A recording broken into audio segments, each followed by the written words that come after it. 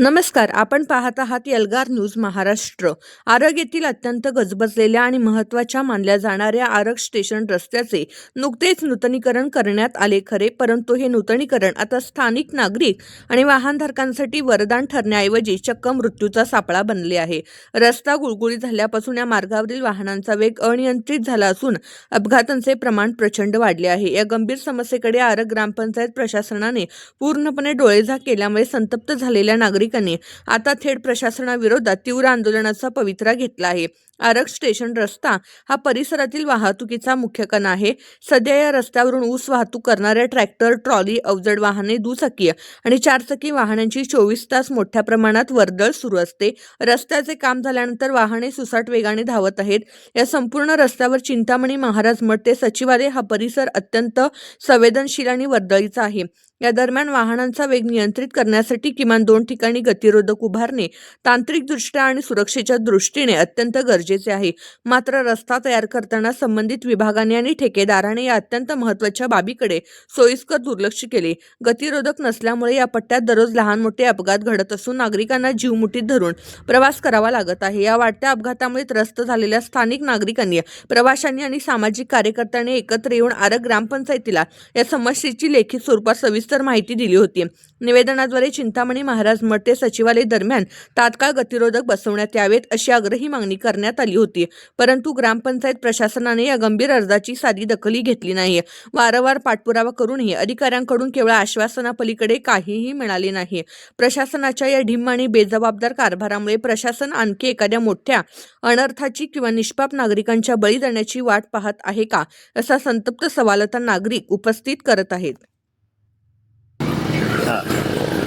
एक महिन्याच्या अगोदर मला आमचे मित्र सुनील जाधव यांनी या गल्लीच्या रस्त्याबद्दल, स्पीड ब्रेकरबद्दल कैफियत मांडली की ह्या रस्त्याला कायम ॲक्सिडेंट होतात, अपघात होतात, लहान मुलं आहेत इकडून तिकडून जातात, रात्री फिरायला येत नाही। परत ग्रामपंचायतला तसं कळलं पण अनेक त्यांनी सांगितले की ह्याच्या अगोदर सुद्धा 5-6 महिन्या अगोदर त्यांनी अर्ज दिला, त्या अर्जाचा विचार झाला नाही।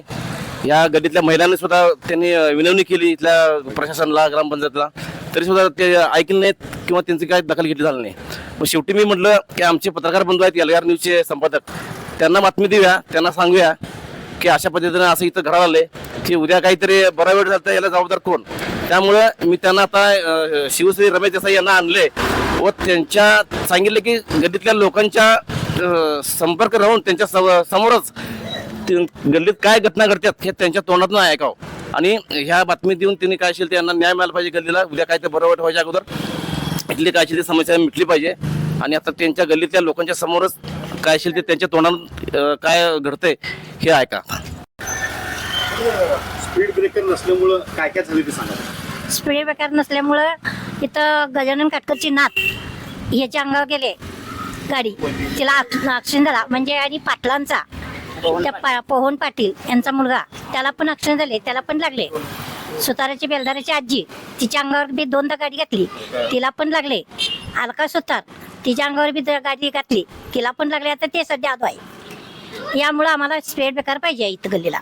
घटना घडली हा, जास्त लागलेले आहे, दवाखाना दाखवलेला आहे आम्ही, पण आता इथून मोर व्हायला नसायला पाहिजे। आम्ही म्हातार माणूस, जायला येत नाही, चालायला येत नाही, आम्हाला पायात उचलत नाही आहे, आम्ही जास्त आम्हाला इकडे तिकडे करायला येईना। त्यामुळं आम्हाला की नाही की आम्हाला घटना घडलेली आहे अशी, आम्हाला हे स्पीड ब्रेकर पाहिजे, कसले परिस्थिती पाहिजे। हे नाही झालं तर ह्याच्यावर मोर काय तर आम्ही करणार, हां आंदोलन करणार आम्ही।